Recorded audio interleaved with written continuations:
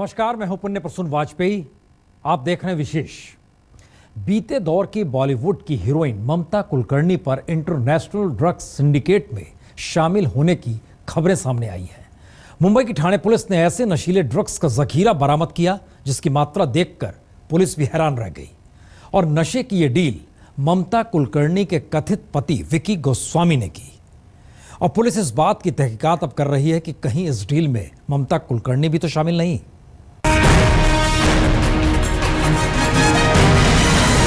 क्या international drug mafia के साथ ममता की मीटिंग हो चुकी है? 1990 के दशक की चर्चित हीरोइन ममता कुलकर्णी को लेकर यह सवाल अब हम नहीं बल्कि मुंबई पुलिस उठा रही है। अपने दौर में अदाकारी से ज्यादा अंग प्रदर्शन के लिए चर्चित रह चुकी ममता कुलकर्णी पहले भी अंडरवर्ल्ड से रिश्तों को लेकर चर्चित रही हैं। लेकिन पुलिस सूत्रों की माने तो ममता कुलकर्णी के रिश्ते अब इंटरनेशनल ड्रग माफिया के साथ होने की बातें सामने आ रही हैं। ममता कुलकर्णी इन दिनों कीनिया में रह रही हैं। ड्रग सिंडिकेट से रिश्तों को लेकर वो पुलिस के रडार पर है। ड्रग रैकेट में उनके शामिल होने को लेकर जब आज तक ने उनसे बात करनी चाही तो थोड़ी ही देर में उन्होंने फोन कट कर दिया। सुनिए हमारे संवाददाता मुनीश पांडे को फोन पर क्या जवाब दिया ममता कुलकर्णी ने। This is Munish here from आज तक न्यूज चैनल मुंबई। मैम, यहाँ पे थाने पुलिस ने एक ड्रग सीजर किया हुआ है 23 टन का एफेड्रिन का। अंतर्राष्ट्रीय ड्रग सिंडिकेट में ममता कुलकर्णी का नाम आया है इस शख्स की वजह से, जिसका नाम है विकी गोस्वामी। जी हाँ, वही विकी गोस्वामी जो अंडरवर्ल्ड डॉन दाऊद इब्राहिम के ड्रग सिंडिकेट का काम संभालता है। कहा जाता है कि ममता कुलकर्णी ने विकी गोस्वामी से शादी की है। दरअसल ये मामला सामने आया था पिछले 12 अप्रैल को, जब ठाणे पुलिस ने एक नाइजीरियन को 500 ग्राम एफेड्रिन ड्रग के साथ गिरफ्तार किया। पुलिस ने जब इस शख्स से कड़ी पूछताछ की तो ड्रग सिंडिकेट का पूरा ताना बाना सामने आने लगा। सोलापुर की एक फैक्ट्री से पुलिस को 22.5 टन एफेड्रिन ड्रग मिली। पुलिस ने इस मामले में 4 लोगों को गिरफ्तार किया। इन 4 लोगों ने 3 और लोगों के नाम बताए जिन्हें पुलिस ने गिरफ्तार कर लिया। पूछताछ में इन लोगों ने खुलासा किया कि जनवरी 2016 में 3 लोग हिंदुस्तान से कीनिया गए थे। कीनिया में इन लोगों ने विकी गोस्वामी के साथ मीटिंग की थी। इस मीटिंग में फैसला हुआ था कि भारत से 30 टन एफेड्रिन ड्रग कीनिया भेजा जाएगा। करीब 18.5 टन एफेड्रिन, जिसकी कीमत लगभग 2000 करोड़ रुपए बताई गई थी, वो ड्रग सीज की थी। हमने आपसे शेयर किया था कि इसमें जो मेन आरोपी हैं उनके नाम हमको मिल गए हैं। आगे इन्वेस्टिगेशन करते हुए हमने इसमें कल से 3 और आरोपियों को अरेस्ट किया है। ये उसी ड्रग के जखीरे का एक हिस्सा है जिसे भारत से कीनिया भेजा जाने वाला था। इस सिंडिकेट में विकी गोस्वामी के अलावा एक और नाम जुड़ा है। वो नाम है किशोर राठौड़ का। गुजरात के पूर्व कांग्रेस विधायक का बेटा है किशोर राठौड़। पुलिस के मुताबिक किशोर पिछले कुछ सालों में करीब 30 बार यूरोप जा चुका है। पुलिस सूत्रों का कहना है कि किशोर राठौड़ ने विकी गोस्वामी से करीब दर्जन भर बार मीटिंग की है। विकी गोस्वामी और किशोर राठौड़ की बैठक में 30 टन एफेड्रिन मुंबई से कीनिया पहुंचाने का फैसला हुआ। इसके लिए बाकायदा रूट तय किया गया। मुंबई से ड्रग का जखीरा गुजरात के रास्ते कीनिया भेजा जाने वाला था। पुलिस ने 22.5 टन ड्रग बरामद कर लिया है, लेकिन 1.5 टन ड्रग का जखीरा गुजरात भेजा जा चुका है। इस मामले में ममता कुलकर्णी का नाम भी सामने आ रहा है। पुलिस ने फिलहाल इस ड्रग रैकेट में शामिल 7 लोगों को गिरफ्तार कर लिया है। 2015 में हमें जानकारी मिली कि 5 या 6 लोग अफ्रीका गए थे। वो भी विकी गोस्वामी से मिले थे। लेकिन अमेरिकन ने जो हमसे जानकारी शेयर की है, उसके बाद लगता है कि शायद इस प्रकार का इनका संपर्क आज से नहीं, शायद पिछले 2-3 साल से 2013 से ऐसा संपर्क इन लोगों के साथ रहा है। विकी गोस्वामी भारत, अमेरिका, जाम्बिया की मोस्ट वांटेड की लिस्ट में शामिल है। विकी गोस्वामी के ड्रग सिंडिकेट का राजफाश करने के लिए अमेरिकी पुलिस के ड्रग इन्फोर्समेंट एडमिनिस्ट्रेशन की टीम भी ठाणे आई हुई है। फिलहाल स्मगलिंग के जरिए भारत से बाहर भेजी जा रही इतनी बड़ी नशे की खेप पहली बार पकड़ी गई है, जिसमें पुलिस को बॉलीवुड की हीरोइन से लेकर डी कंपनी के तार जुड़े नजर आ रहे हैं। मुनीश पांडे, मुंबई, आज तक। तो बॉलीवुड की अभिनेत्री ममता कुलकर्णी का नाम आने के बाद कीनिया में बैठी उस हीरोइन से एक्सक्लूसिव बात की हमारे संवाददाता साहिल जोशी ने। आप भी सुनिए कि सफाई में ममता कुलकर्णी ने क्या कहा।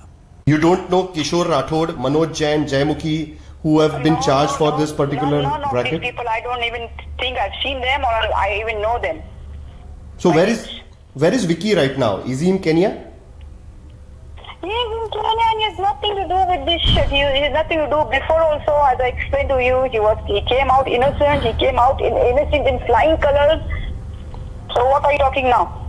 So I think there are some people who are just pulling his name and maybe to escape themselves. Maybe this Manoj Jain or somebody is trying to escape himself. He's taking somebody's name, or maybe some of his close people who are jealous of him may be taking of Vicky's name. right. So why are you not coming back to Mumbai? It is said that because all these allegations are there against him, is that the reason why you don't come back to Mumbai, or is there any? No. It is nothing like that because see, 12 years I was in Dubai. Okay. Right. And I would like to tell you something because in Dubai also there was a case of Right. him and it was like entire Bollywood used to go and see him. Okay? Correct. And you can say I was the last person in the Bollywood to ever know who was Vicky, but I got to know eventually. Right.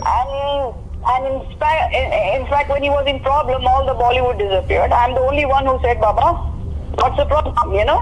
Right. So I went to see him. In fact, when I went to see him in the jail, when he was in the jail, Right. there were these local ladies used to stand outside. You know what they were telling me? They were telling me, Baba, इस आदमी को तो फंसा है, किसी और को होना चाहिए यहाँ पे. Okay. Till then, I was thinking, Vicky is a drug dealer and what not, and kingpin and what pin, I don't know. But when I heard the local people saying कि बेचारे को तो फंसा है, and when I understood his case, and I said, oh shit, it's a fabrication. He's been just given a bad name. You understand? कहते तो यही है कि इतिहास दागदार हो तो भविष्य पर भी अंधेरा मंडराने लगता है। बॉलीवुड की पूर्व हसीना ममता कुलकर्णी का नाम भी कुछ बरस पहले ड्रग्स कनेक्शन में उछला था। अब एक बार फिर महाराष्ट्र पुलिस 2,500 करोड़ के ड्रग्स केस में ममता की पहेली को सुलझाने की कोशिश कर रही है, क्योंकि पुलिस को बहुत साफ शक है ड्रग्स के रैकेट में ममता कुलकर्णी भी शामिल हो सकती है।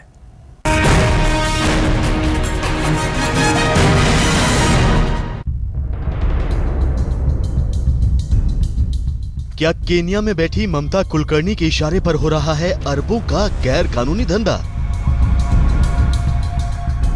क्या अंतर्राष्ट्रीय ड्रग स्मगलर और पति विक्की गोस्वामी की जुर्म की दुनिया में बराबर की हिस्सेदार है ममता कुलकर्णी? हिंदुस्तान में अब तक पकड़ी गई ड्रग्स की सबसे बड़ी खेप 23,000 किलो का वजन और अंतर्राष्ट्रीय बाजार में कीमत 2,500 करोड़ से भी ज्यादा। महाराष्ट्र के सोलापुर में खुफिया जानकारी के बाद थाने पुलिस ने दबिश दी और अब पुलिस ने एक खुलासा किया है कि इसके तार केन्या से जुड़ सकते हैं और इसके पीछे का असली खलनायक है international drugs racketeer Vicky Goswami. वही विक्की गोस्वामी जो बॉलीवुड की पूर्व अदाकारा ममता कुलकर्णी का पति भी है। लिहाजा महाराष्ट्र पुलिस अब ये जानने की कोशिश कर रही है कि कहीं इस पूरे ड्रग्स सिंडिकेट में ममता कुलकर्णी का कोई रोल तो नहीं। इनमें से कुछ आरोपी हमारा अभी एस्टिमेशन 5 से 6 का है, बट आगे वेरिफिकेशन होगा। 5 या 6 जने जाके विक्की गोस्वामी से मिले। ऐसा लगता है कि हमें तो जानकारी थी एक बार, लेकिन अब लगता है कि एक से ज़्यादा बार मिले, तो पूरा पूछताछ किया जाएगा कितनी ड्रग भेजी, कितनी कंसाइनमेंट भेजी। देश में ड्रग्स के पकड़े गए अब तक के सबसे बड़े जखीरे के पीछे वैसे तो पुलिस विक्की गोस्वामी को असल गुनहगार मान रही है, लेकिन विक्की की पत्नी ममता कुलकर्णी पर शक के पीछे कई वाजिब वजह हैं। आज तक को पुलिस सूत्रों से मिली जानकारी के मुताबिक ममता कुलकर्णी को इस ड्रग्स रैकेट में चेहरे के तौर पर इस्तेमाल किया जा रहा है। इंटरपोल अलर्ट के बाद विक्की गोस्वामी केन्या से बाहर नहीं निकल सकता है और इसीलिए वो ममता को दुबई, सिंगापुर, साउथ अफ्रीका और अमेरिका में क्लाइंट से मिलने के लिए कहता था। पुलिस के मुताबिक ममता महाराष्ट्र में ड्रग नेटवर्क के साथ बिजनेस डील भी करती थी। इसके अलावा जानकारी ये भी है कि विक्की गोस्वामी पैसों के लेन देन के लिए ममता के बैंक अकाउंट का इस्तेमाल भी करता था। सूत्रों की माने तो विक्की और ममता कुलकर्णी हवाला के जरिए ड्रग्स के धंधे का पैसा दूसरे देशों में भेजते थे। ममता कुलकर्णी को लेकर शक की एक वजह इसलिए भी है क्योंकि 2 साल पहले ड्रग्स के एक मामले में ममता का नाम उछला था। यह सच्चाई किसी से छुपी नहीं कि बॉलीवुड के जिस दौर में ममता कुलकर्णी हीरोइन थी, उस दौर में बॉलीवुड में अंडरवर्ल्ड का भी अच्छा खासा दखल हुआ करता था और ममता पर भी ये आरोप बार बार या कहें कई बार लगा कि अंडरवर्ल्ड की मेहरबानी उस पर जरूर रही।